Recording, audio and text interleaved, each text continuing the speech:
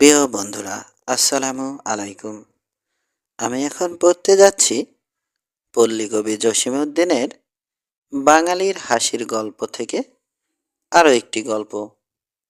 নাম জামাইয়ের শ্বশুরবাড়ি যাত্রা। বিবাহের পর ছেলেটি প্রথম শ্বশুরবাড়ি যাইবে।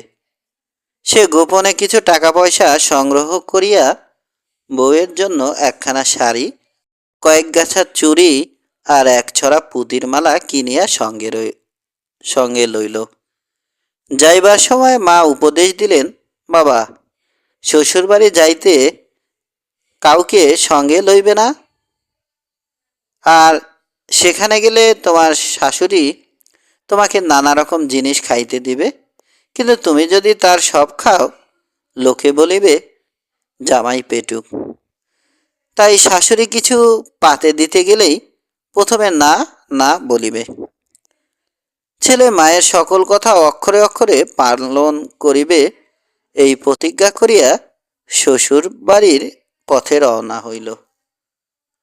তখন ছিল দুপুরবেলা।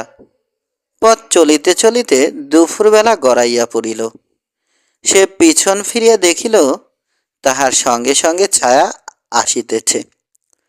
এতক্ষণ সূর্য মাথার উপর ছিল বলিয়া সে আগে তাহাকে দেখে নাই। সে ছায়াকে বলিতে লাগিল, ছায়া, তুই বাড়ি ফিরিয়া যা। জানিস তো মা আমাকে একলা শ্বশুরবাড়ি যাইতে বলিয়াছে, তুই আমার সঙ্গে আসিস না। ছায়া তবু তাহার সঙ্গে সঙ্গে আসে। ছেলেটি আরো অনুনয় বিনয় করিয়া বলে, ছায়া, তুই আমার ভাই হইবি, বন্ধু হইবি।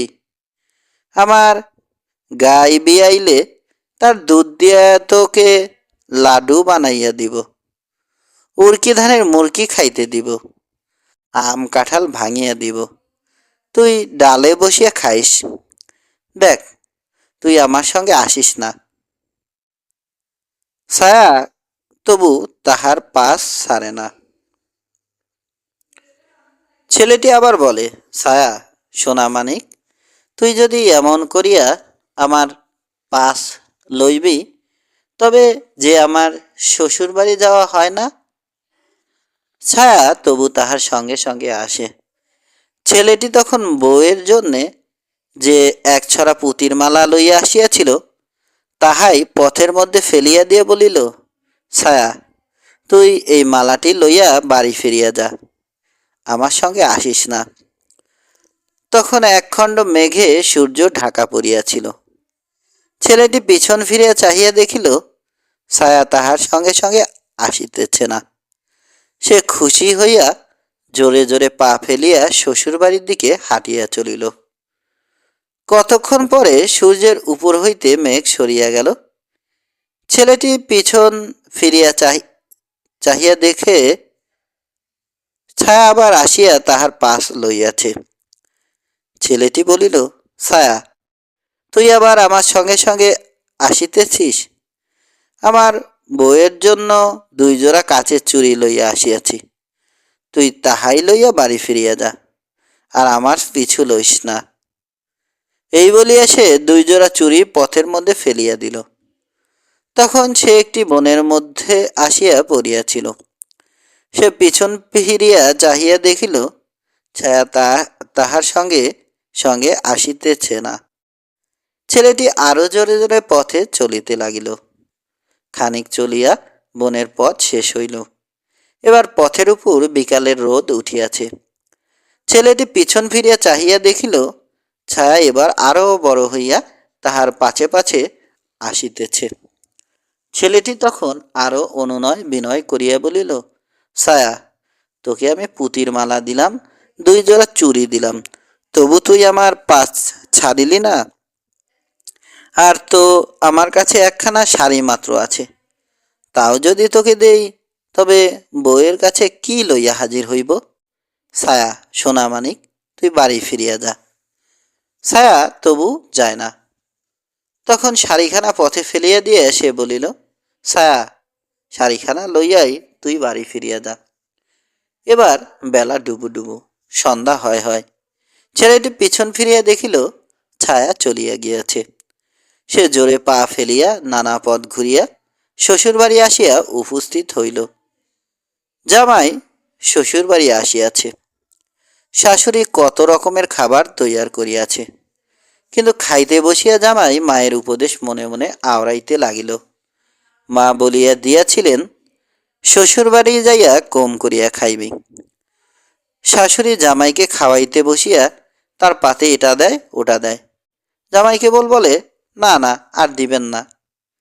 শাশুড়ি ভাবিল, জামাইয়ের বুঝে অসুখ করিয়াছে, তাই সে আর পীড়াপিড়ি করিল না। জামাই না খাইয়াই খাওয়া শেষ করিল। রাত্রে শুইতে যাইয়া ক্ষুধার জ্বালায় জামাইয়ের আর ঘুম আসে না। জোর করিয়া শাশুড়ি জামাইয়ের পাতে যেসব বড় বড় গোস্তের টুকরা, সন্দেশ, রসগোল্লা, দই, মিষ্টি ইত্যাদি কত রকমের খাবার দিয়েছিল, জামাই না খাইয়া সেগুলি পাতে ফেলিয়া রাখিয়াছিল। তাহারাই যেন রাতের অন্ধকারের উপর মিছিল করিয়া ঘুরিয়া বেড়াইতেছে। জামাইয়ের ক্ষুধার্ত জিহ্বা হইতে টস টস করিয়া পানি পড়িতে লাগিল। রাত্রি অনেক হইল, কিন্তু দারুণ ক্ষুধার জ্বালায় কিছুতেই তাহার ঘুম আসে না। বাড়ির সবাই ঘুমাইয়া পড়িয়াছে, কুকুর বিড়ালও জাগিয়া নাই। জামাই ভাবে, নিশ্চয় রান্নাঘরে এখনো অনেক কিছু খাবার পড়িয়া আছে। সে পা টিপিয়া টিপিয়া অতি ধীরে ধীরে ঘর হইতে বাহির হইল। ভয়ে তাহার বুক ঢিপ ঢিপ করিতেছে। মনে হইতেছে তাহার নিঃশ্বাস প্রশ্বাস শুনিয়াও লোক জাগিয়া উঠিতে পারে। আস্তে আস্তে পা ফেলিয়া সে রান্নাঘরের দরজায় আসিয়া দাঁড়াইল। হায় হায়, ঘরের দরজা যে বাহির হইতে ছিকল আটকানো।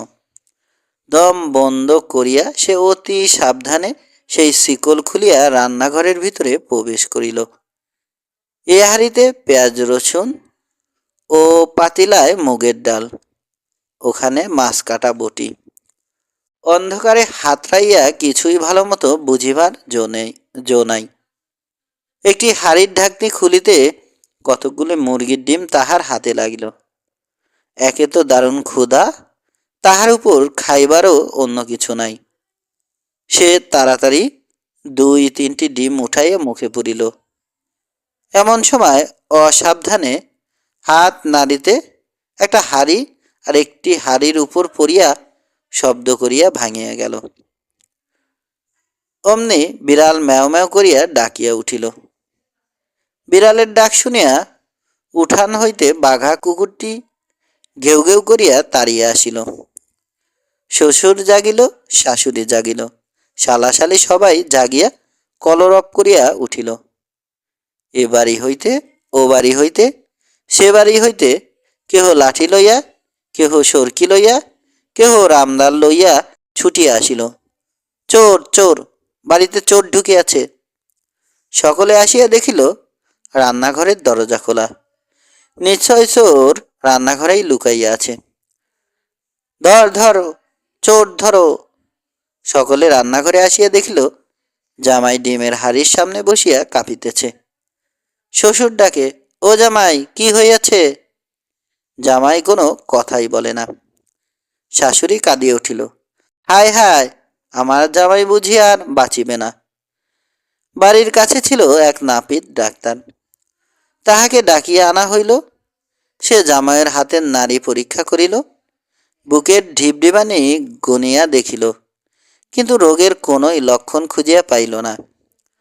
তারপর জামাইয়ের মুখের দিকে চাহিয়া দেখিল তাহার মুখ ফুলিয়া রহিয়াছে। অনেক ভাবিয়া চিন্তিয়া নাপিত বলিল, জামাইয়ের মুখে ফোড়া হইয়াছে, তাই জামাই কথা বলিতে পারিতেছে না। ফোড়া কাটিয়া দিলেই জামাই কথা বলিবে। এই বলিয়া সে ঘষা ঘষ করিয়া তাহার খুরে ধার দিতে লাগিল। খুর ধার দেওয়ার শব্দ যেন জামাইকে টুকরা টুকরা করিয়া কাটিতে লাগিল। অনেকক্ষণ ধার দিয়া নাপিত জামাইয়ের মুখে যেই খুর ধরিতে যাইতেছে, তখনই জামাই বলিয়া উঠিল, আমি ডিম খাই নাই। অমনি জামাইয়ের মুখ হইতে 2-3টি ডিম বাহির হইয়া আসিল। লোকজন, পাড়াপড়শি সকলেই সকলেই বুঝিতে পারিল শাশুড়ি তাড়াতাড়ি জামাইকে খাওয়াইতে অন্য ঘরে লইয়া গেল। সমাপ্ত।